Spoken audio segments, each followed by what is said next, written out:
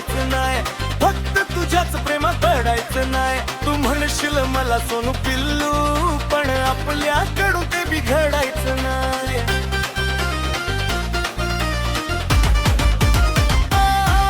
अगं ऐक, तुला मला सोडायचं नाही, फक्त तुझ्याच प्रेमात पडायचं नाही. तू म्हणशील मला सोनू पिल्लू, पण आपल्याकडून ते बिघडायचं नाही.